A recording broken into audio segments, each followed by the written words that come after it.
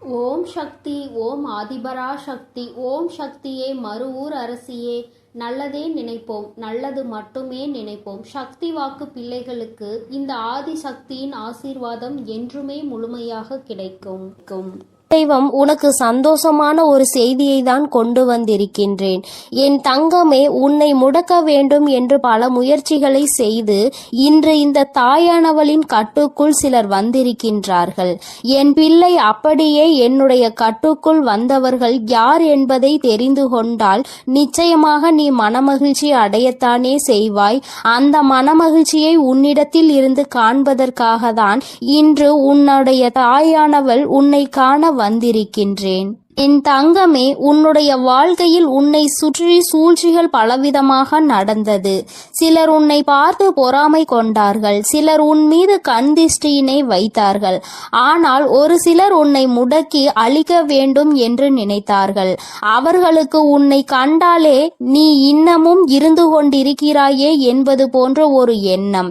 இது போன்ற எண்ணங்களை கொண்டு உன்னை சுற்றி சுற்றி வந்ததோடு மட்டுமல்லாமல் நீ சிரித்தால் அவர்களும் நல்லவர்கள் போல சிரிப்பார்கள். நீ என்ன சொன்னாலும் அதை அவர்கள் ஒன்றும் தெரியாதது போல தலையாட்டி கேட்பார்கள். எல்லா விஷயங்களை தெரிந்து வைத்து கொண்டே உன்னிடத்தில் ஒன்றும் தெரியாதது போல நடித்து கொண்டிருந்தார்கள். இது போன்று உன் வாழ்க்கையில் உன்னை அழிக்க சூழ்ச்சிகளை செய்தவர்கள், என் தங்கமே, நீ சில நேரங்களில் உன் வாழ்க்கையில் என்ன நடக்கிறது என்று புரியாமல் தவித்து நின்று கொண்டிருப்பாய். நமக்கு யாரேனும் எதையும் செய்து விட்டார்களா, நம்மை அழிக்க நினைக்கின்றார்களா, நமக்கு செய்வினைகளை செய்து விட்டார்களா என்று எண்ணி நீ பயந்து கொண்டிருக்கிறாய்.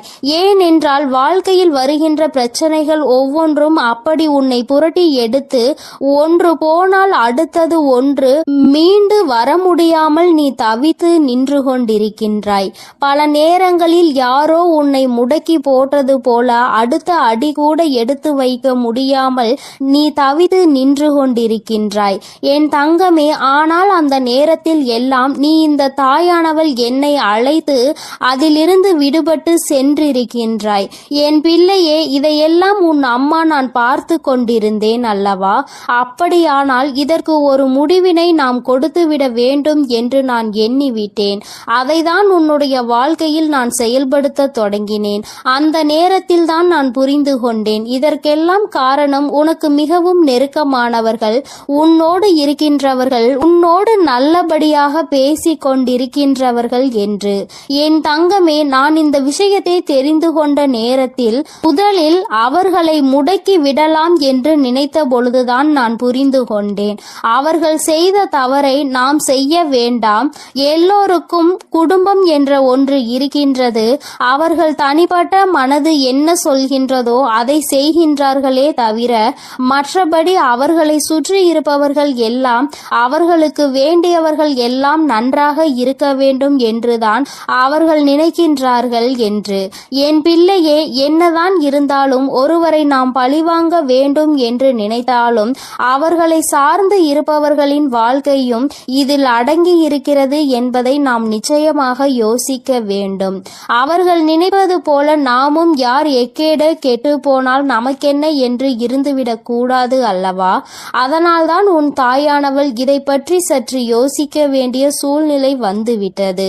நான் யோசித்து தான் இந்த முடிவிற்கு வந்திருக்கின்றேன். என் தங்கமே, அவர்கள் செய்த சூழ்ச்சி, அவர்கள் உன்னை முடக்க நினைத்தது, இதற்கெல்லாம் அவர்களுக்கு தனிப்பட்ட முறையில் தண்டனை கிடைக்க வேண்டியது கட்டாயமாக்கப்பட்டிருக்கின்றது. இந்த தண்டனையை அவர்கள் அனுபவிக்க வேண்டி இருப்பதனால் இந்த தாயானவள் அவர்களை முதலில் என்னுடைய கட்டுக்குள் கொண்டு வந்து விட்டேன். அப்படியானால் இப்பொழுது அவர்கள் என்னுடைய கட்டுப்பாட்டிற்குள் வந்து விட்டார்கள். என்னுடைய கட்டுப்பாட்டிற்குள் வந்த பிறகு அவர்களின் மனநிலையில் நிச்சயமாக மாற்றங்கள் வந்துவிடும். அவர்கள் செய்தது எல்லாம் எத்தனை பெரிய தவறு என்பதை அவர்கள் புரிந்து கொள்ள தொடங்கிவிட்டார்கள். இனிமேல் உன் பக்கமே திரும்பி பார்க்க கூடாது என்பதையும் அவர்கள் புரிந்து கொள்ள தொடங்கிவிட்டார்கள். என் தங்கமே, நீ நினைப்பது போல் அல்ல. பல மாற்றங்கள் அவர்களுக்குள் ஏற்பட்டிருக்கிறது. ஆனால் ஒன்று மட்டும் நிஜம், அவர்கள் உன்னுடைய வாழ்க்கையை அழிக்க நினைத்ததை நினைத்து இப்பொழுது சந்தோஷப்படுகின்றார்கள். ஏன் தெரியுமா? அப்படி நினைத்ததால் தானே இன்று இந்த தாயானவளினுடைய கைகளால் நம் வாழ்க்கையில் நமக்கு திருந்துவதற்கான வாய்ப்பு கிடைத்திருக்கிறது என்று அவர்கள் சந்தோஷப்படுகிறார்கள். ஆனாலும் இந்த அம்மா அவர்களுக்கு எல்லாவற்றையும் புரிய வைத்து விட்டேன். இனி ஒருபொழுதும் உன்னுடைய வாழ்க்கையில் அவர்களினுடைய தலையீடு நிச்சயமாக இருக்காது. அவர்கள் செய்த சூழ்ச்சி அவர்களுக்கே திரும்ப சென்றிருக்கும் பொழுது நிச்சயமாக இனி இது போன்ற ஒரு காரியத்தை செய்வதற்கு மனம் யாருக்கும் வந்துவிடாது. இந்த தாயானவளினுடைய அன்பினை பெற்ற குழந்தைகள் அல்லவா நீ உன்னை முடக்க நினைப்பதும் என்னை முடக்க நினைப்பதற்கு சமம் அல்லவா? அப்படி செய்ய வேண்டும் என்று நினைத்துவிட்டு அவர்கள் எப்படி அமைதியாக இருக்க முடியும்? அவர்களுக்கான பிரச்சனைகளை அவர்கள் அனுபவிக்க வேண்டிய கட்டாயம் அல்லவா? என் தங்கமே, இன்று அவர்கள் தான் நினைத்ததை சாதித்து விட்டது போல ஒரு உணர்வினை கொண்டு வந்தார்கள். அந்த உணர்வை அவர்களுக்குள் இருந்து எடுத்து அவர்கள் செய்தது எத்தனை பெரிய தவறு என்பதனை அவர்களுக்கு நான் உணர்த்தி விட்டேன். என்னதான் இந்த தாயானவள் அவர்களுக்கு அறிவுரை வழங்கினாலும் நான் அவர்களுக்கு ஆசிகளை ஒருபொழுதும் வழங்கவில்லை. அவர்களின் வாழ்க்கை அவர்களின் பொறுப்பு. அவர்கள் செய்த பாவத்திற்கு பலனும் அவர்களுக்கு நிச்சயமாக கிடைக்கும். என் பிள்ளையாக அவர்கள் திருந்தி விட்டார்கள் என்றால் இனி வாழ்க்கையில் அவர்களுக்கு நல்லது நடக்கும். மீண்டும் மீண்டும் அதே தவறை தான் செய்வார்கள் என்றால் இந்த வாழ்க்கையே அவர்களை அழித்துவிடும் என்பதில் எந்த ஒரு மாற்று கருத்தும் கிடையாது. வாழ வேண்டும் என்ற எண்ணம் மட்டும் இருந்து விட்டால் போதாது. இந்த வாழ்க்கையை வாழ்வதற்கான தகுதி நம்மிடத்தில் இருக்கின்றதா என்பதையும் புரிந்து கொள்ள வேண்டும். அதையெல்லாம் உனக்கு நிச்சயமாக இருக்கின்றதா என்பதை புரிந்து கொள்ள வேண்டும். என் தங்கமே, இவர்களினுடைய மனதில் இருக்கின்ற எண்ணங்களை எல்லாம் நீ நிச்சயமாக ஒரு பொருட்டாகவே நினைக்காதே.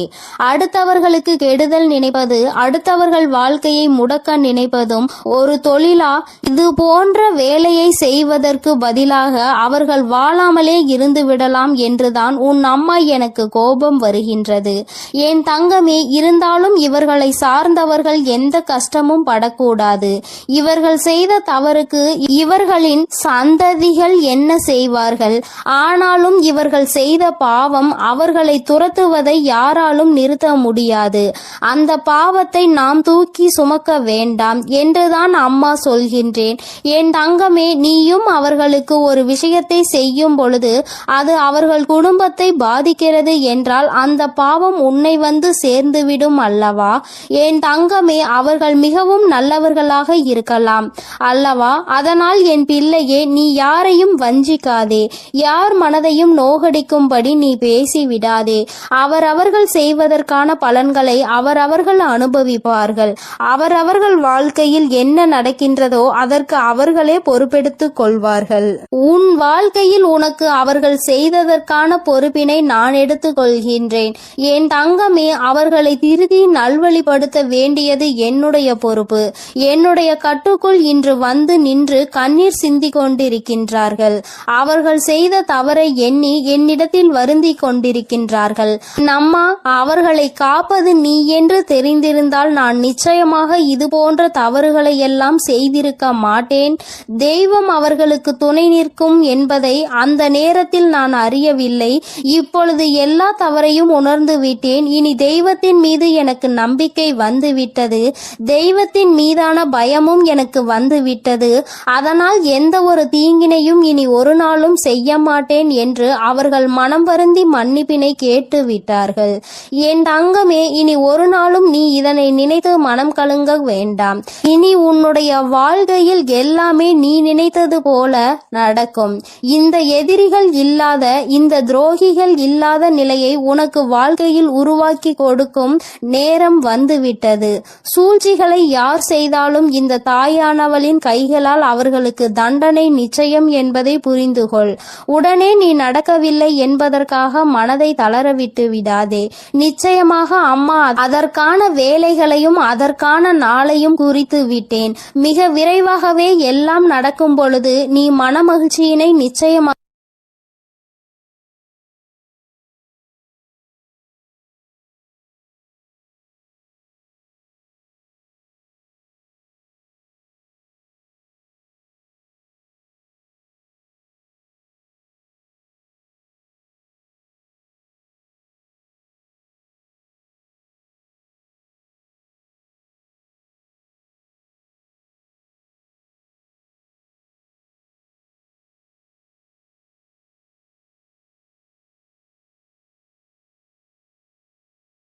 நான் சென்று கொண்டிருக்கிறேன் என்பதையும் நீ மறந்து விடாதே.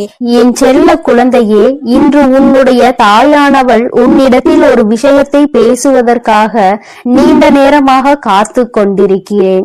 என் தங்கமே, உன்னுடைய வாழ்க்கையை அழிக்க நினைத்த துரோகிகளினுடைய நிலைமை இப்பொழுது என்னவாக இருக்கிறது என்பதை தெரிந்து கொள்ள வேண்டிய கட்டாயம் உனக்கு வந்திருக்கிறது. என் தங்கமே, இந்த தாயானவள் அவர்களுக்கு தண்டனை கொடுப்பதற்கு நான் சென்றிருந்தேன். ஆனால் உன்னுடைய குலதெய்வம் அந்த துரோகிகளுக்கு மிகப்பெரிய தண்டனையை கொடுத்து விட்டார்கள். என் தங்கமே, அது என்னவென்று நீ தெரிந்து கொள்ள வேண்டிய கட்டாயம் இப்பொழுது உனக்கு ஏற்பட்டிருக்கிறது. அதற்கு காரணம் என்ன தெரியுமா? என் பிள்ளை, உன்னுடைய வாழ்க்கையில் தெய்வங்கள் எதுவும் செய்யவில்லை, தெய்வத்தை வணங்குவதில் எந்த பலனும் இல்லை என்று நீ சொல்கிறாய் அல்லவா? நீ அதிலிருந்து தெளிவு பெற வேண்டும் அல்லவா? நீ உன் வாழ்க்கையில் தெய்வத்தை எந்த இடத்தில் வைத்திருக்கிறாய்? தெய்வம் உன்னை எந்த இடத்தில் வைத்து உனக்கு நல்லது செய்து கொண்டிருக்கிறார்கள் என்பதை நீ புரிந்து கொள்ள வேண்டும் என்பதற்காக தான் அம்மா இப்பொழுது உன்னிடத்தில் பேசிக் கொண்டிருக்கிறேன். என் தங்கமே, கண்களை மூடிக்கொண்டு சுற்றி இருப்பவை எல்லாம் இருட்டி போய்விட்டது என்று ஒரு நாளும் சொல்லக்கூடாது. நன்றாக கண்களை திறந்து பார்த்து சுற்றி என்ன நடக்கிறது என்பதை நீ பார்க்க வேண்டும். என் தங்கமே, அப்பொழுதுதான் இந்த வாழ்க்கை உனக்கு என்ன கொடுக்கிறது என்பதை உன்னால் புரிந்து கொள்ள முடியும். என் தங்கமே, இவை எல்லாவற்றையும் முதலில் தெரிந்து கொள்வதற்கு முன்பாக அம்மா சொல்கின்ற ஒரு விஷயத்தை நீ புரிந்து கொள்.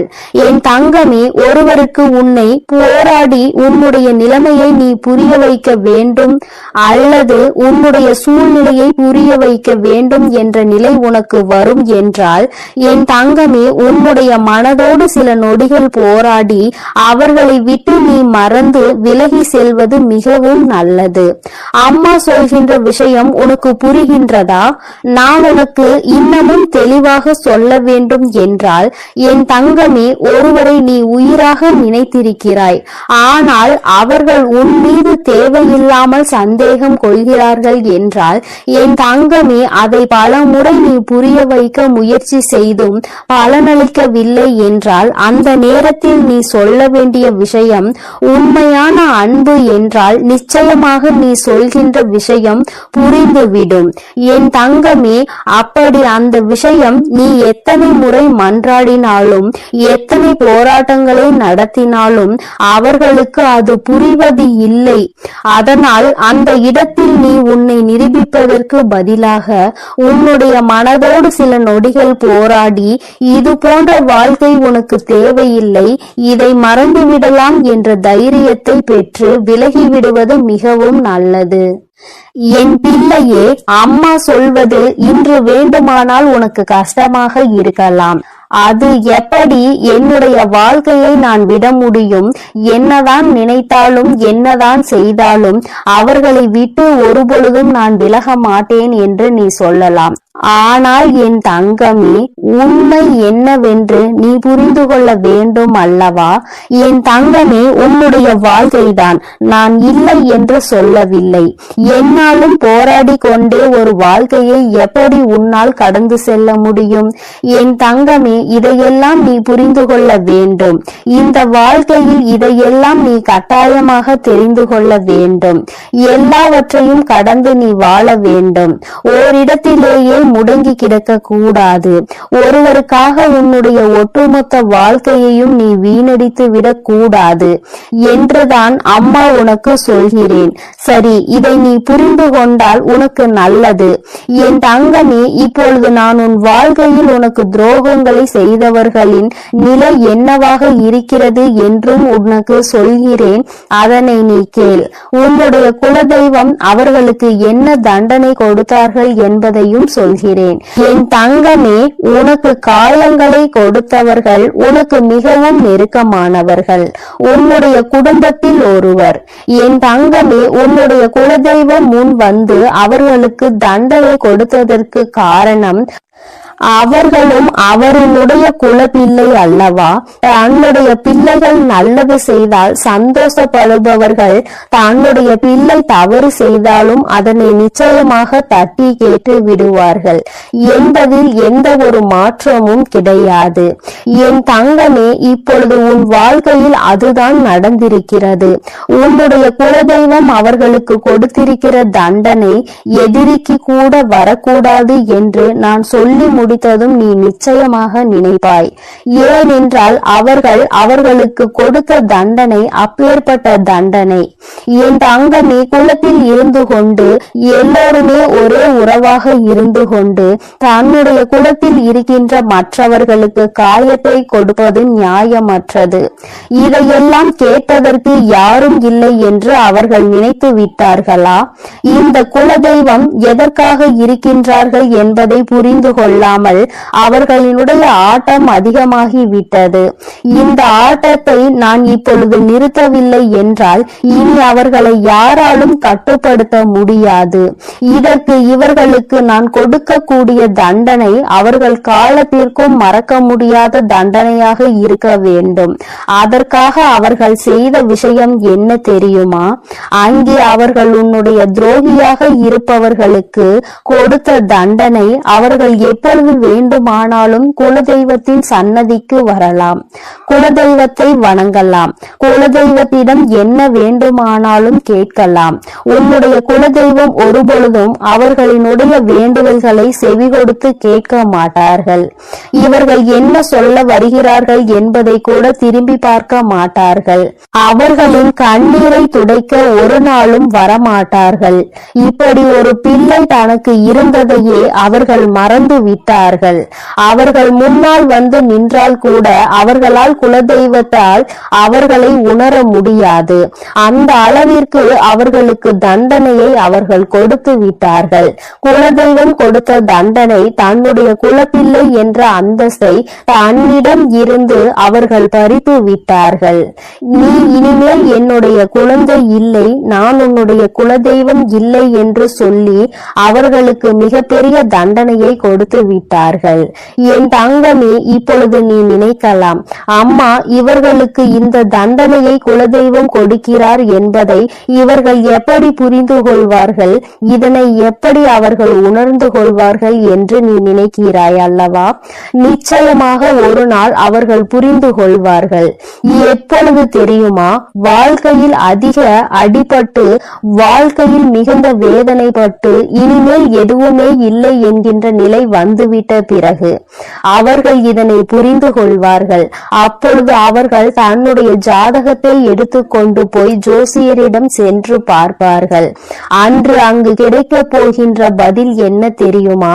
உன்னுடைய வாழ்க்கையில் உன்னுடைய குலதெய்வம் உன்னை காக்க நிற்கவில்லை. நீ உன்னுடைய குலதெய்வத்திடம் இருந்து ஒதுங்கி வைக்கப்பட்டிருக்கிறாய். நீ செய்த பாவங்கள் எல்லாம் உன்னை துரத்தி அடித்து கொண்டிருக்கிறது. அதனால் உன் குலதெய்வம் உனக்கு கொடுத்த தண்டனையில் இருந்து உன்னால் ஒருபொழுதும் தப்ப முடியாது. ஒருவேளை நீ மனம் திரும்பி விட்டாயானால் இனிமேல் யாருக்கும் எந்த தவறுகளும் செய்ய மாட்டாய் என்றால் உன்னை மன்னிக்க வேண்டியது உன்னுடைய குலதெய்வம்தான். ஏனென்றால் இன்று உன்னுடைய இந்த நிலைக்கு அவர்கள் உன்னை ஒதுக்கி வைத்ததுதான், அவர்கள் உன்னை கண்ணெடுத்து பாராமல் இருப்பதுதான் காரணம். அதனால் அவர்களின் காலடிதான் உனக்கு நிரந்தரமான தீர்வு என்பதை அவர்கள் புரிய வைப்பார்கள். என் தங்கமே, இது போன்ற சூழ்நிலையை அவர்கள் வாழ்க்கையில் நான் உருவாக்கி கொடுத்து விடுவேன். அதனால் யார் என்ன கெடுதல் செய்தார்கள் என்பதை எல்லாம் நினைத்து நீ வேதனைப்பட்டு கொண்டிருக்காதே. துரோகங்கள் செய்பவர்களும் மற்றவர்கள் வாழ்க்கையை கெடுப்பவர்களும் நல்லபடியாக வாழ்ந்து கொண்டிருக்கிறார்கள் என்று நீ ஒருபொழுதும் நினைத்து கொண்டிருக்காதே. என் தங்கமே, உன்னுடைய எண்ணங்கள் போல இந்த வாழ்க்கையில் நிச்சயமாக பல நல்ல விஷயங்களை இந்த தாயானவள் நிகழ்வுகள் நான் உனக்கு நடத்தி காட்டுவேன். இன்று உன்னுடைய துரோகியின் நிலை என்னவென்பதை நீ புரிந்து கொண்டாய் அல்லவா? நான் உனக்கு சொல்வதும் இதைத்தான். துரோகிகள் செய்தது போல அவருடைய வாழ்க்கையில் யாருக்கும் எந்த ஒரு துரோகத்தையும் நீ செய்துவிடக் கூடாது. அதில் எப்பொழுதுமே நீ அதிக கவனத்தோடு இருக்க வேண்டும். இந்த வாழ்க்கையில் உனக்கு எதுவெல்லாம் கிடைக்க வேண்டும் என்று இருக்கின்றதோ அதையெல்லாம் நீ சந்தோஷமாக பெற்றுக்கொள்ள வேண்டும். எந்த ஒரு சூழ்நிலையிலும் குலதெய்வத்தின் சாபத்திற்கும் குலதெய்வத்தினுடைய வேதனைக்கு மட்டும் நீ ஆளாகி நின்றுவிடக் கூடாது. இது ஒன்றே போதும் உன்னை நல்ல நிலைக்கு கொண்டு வருவதற்கு. என் அன்பு பிள்ளையே, இந்த தாயானவளினுடைய ஆசீர்வாதங்கள் உனக்கு எப்பொழுதும் முழுமையாக இருக்கும். அதனால் நீ எதற்காகவும் கலங்காதே, எதை நினைத்தும் வருந்தாதே. நீ நல்லதையே நினைத்தால் உன் வாழ்வில் எப்பொழுதும் உனக்கு நல்லது மட்டுமே நடக்கும். என் அன்பு குழந்தையே, உன் வாழ்க்கையில் நினைத்து பார்க்காத அளவிற்கு உன்னை ஏமாற்றிய உறவு இப்பொழுது என்ன நிலையில் இருக்கிறது என்பதை தாயானவள் உனக்கு தெரியப்படுத்த போகிறேன். இதற்கான காரணம் என்னவென்று தெரியுமா? என்னை ஏமாற்றியவர்களை நீங்கள் சந்தோஷமாக வாழ வைத்து விட்டீர்கள் தாயே. கஷ்டம் என்று தெரிந்தும் அனைத்து கஷ்டங்களையும் நான் அனுபவித்துக் கொண்டிருக்கின்றேன். என் வாழ்க்கையில் எனக்கு மட்டும் கஷ்டத்தை கொடுத்து விட்டீர்கள். நான் நல்ல பாதையில் தான் சென்றேன், நான் நல்லதை தான் செய்தேன். ஆனாலும் உங்களை நம்பிய பிறகும் இப்பேற்பட்ட ஏமாற்றம் என் வாழ்வில் நடந்து விட்டதே. ஆனாலும் என்னை ஏமாற்றிய உறவுகள் இன்னும் சந்தோஷமாக வாழ்ந்து கொண்டுதான் இருக்கிறார்கள் தாயே. நீங்கள் அவர்களை நன்றாக தான் வாழ வைத்துக் கொண்டிருக்கிறீர்கள் தாயே என்று என் குழந்தை என்னிடம் கோபம் கொண்டது. என் அன்பு குழந்தையே, அன்று அந்த கோபம்தான் இன்று உன் அன்னை உன்னை ஏமாற்றிய உறவிற்கு இந்த தண்டனையை அளித்து விட்டேன். ஆனால் நீ அதை கனவில் கூட நினைத்து பார்க்காத அளவிற்கு என்னுடைய லீலைகள் உன்னை ஏமாற்றிய உறவிற்கு நடந்தது. என்னவென்று சொல்கிறேன், பொறுமையோடு கேள் தங்கமே. என் அன்பு குழந்தையே, உன் வாழ்க்கையில் உன்னை ஏமாற்றி எப்படி உன்னை மரண வழியில் துடிக்க வைத்தார்களோ அதைவிட மிகப்பெரிய மரண வழியில் அங்கு இப்பொழுது அவர்கள் துடித்துக் கொண்டிருக்கிறார்கள். இது எப்படி சாத்தியமானது தாயே என்று நீ என்னிடம் கேட்கலாம். என் அன்பு குழந்தையே, கர்ம வினை என்பது நிச்சயமாக எவரையும் விட்டு விடாது. அது நல்ல விஷயமாக இருந்தாலும் தேடி கொண்டு போய் கொடுக்கும், கெட்ட விஷயமாக இருந்தாலும் எப்பேற்பட்ட விஷயத்தை செய்தார்களோ அதைவிட பல மடங்கு கர்ம வினைகளை அவர்களுக்கு அவர்களின் வாழ்க்கையில் வந்தே கொடுத்துவிடும். ஆனால் உன்னை ஏமாற்றியது ஒரு பாகம்தான். சில நபரின் பேச்சை கேட்டு உன் உறவு உன்னை அலட்சியப்படுத்தியும் தேவையற்ற செயல்களை செய்கிறாய் என்று தேவையற்ற விஷயங்களை பேசி உன் எப்பேற்பட்ட நல்ல உள்ளத்தை கண்ணாடி உடைப்பது போல் உடைத்தார்கள் அல்லவா? இப்பொழுது உன் உறவின் மனதையும் ஒருவர் பல கண்ணாடிகளை உடைப்பது போல் உடைத்து விட்டார். அதனால் இப்போதுதான் உன் உறவிற்கு புரிகிறது, நாம் ஒருவரை அன்று அப்படித்தானே ஏமாற்றினோம் என்று. அன்று அவர்களுக்கு எப்படி வலித்திருக்குமோ அந்த பாவத்தில் தான் இப்பேற்பட்ட கஷ்டங்களை இப்பொழுது நான் அனுபவித்துக் கொண்டிருக்கிறேன் என்று. இப்படிப்பட்ட கஷ்டத்தை வாழ்வதை விட நாம் மரணம் மேல் என்று அப்பேற்பட்ட பரிதாப நிலையில் உன் உறவு இப்பொழுது அழுது கொண்டிருக்கிறது உன்னை நினைத்து. ஏனென்றால் உன்னை அப்படியே ஏமாற்றினார்களே, அதைவிட பல மடங்கு தண்டனையை இப்பொழுது அவர்கள் வாழ்வில் அனுபவித்துக் கொண்டிருக்கிறார்கள். இது என் அன்பு குழந்தைக்கு தெரியாமல் என் வாழ்க்கையில் நான் நல்லது நினைத்ததற்கு எனக்கு நீங்கள் தண்டனை கொடுத்து விட்டீர்கள் தாயே. ஆனால் என்னை ஏமாற்றியவர்கள் அங்கு ஆட்டமும் பாட்டமும் கொண்டாட்டமும் குதூகலமும் சந்தோஷமாகவும் இருக்கிறார்களே. நீதிக்கு கிடைத்த பரிசு இதுதானா? என் உண்மைக்கு கிடைத்த பரிசு இதுதானா தாயே? நீங்கள் இருக்கிறீர்களா இல்லையா என்று என் அன்பு குழந்தை என்னிடம் கோபித்துக் கொள்கிறது. என் அன்பு குழந்தையே, உன் தாயானவள் எப்பொழுதும் உன்னோடுதான் இருக்கின்றேன். இத்தனை காலமும் உன்னை பொறுமையாக இரு என்று சொல்லியதன் காரணம், உன்னை ஏமாற்றியவர்களுக்கு கால அவகாசம் கொடுத்திருந்தேன், அவர்களை திருத்திக் கொள்வதற்காக. ஆனால் அவர்களோ தவறை திருத்திக் கொள்ளாமல் திருப்பி திருப்பி தவறு செய்து கொண்டே இருக்கிறார்கள். எவருடைய பேச்சுக்களையும் மதிப்பதில்லை. எதை செய்ய வேண்டும் என்றாலும் யோசிக்காமல் தவறான முடிவுகளை எடுத்து இன்று உன் வாழ்க்கையை தொலைத்து விட்டார்கள். தாம் அனுபவித்த தண்டனைகளுக்கு இப்பொழுது மனம் திரும்பி இருக்கிறார். அந்த மனம் திரும்பும் தருணத்தில் இவர்களிடம் நாம் பேசலாமா, பேசக்கூடாதா? நாம் பேசினால் அவர்கள் நம்மிடம் பேசுவார்களா அல்லது பேச மாட்டார்களா என்று அதிலும் பாதி குழப்பத்தோடும் கண்ணீரோடும் இருக்கிறார்.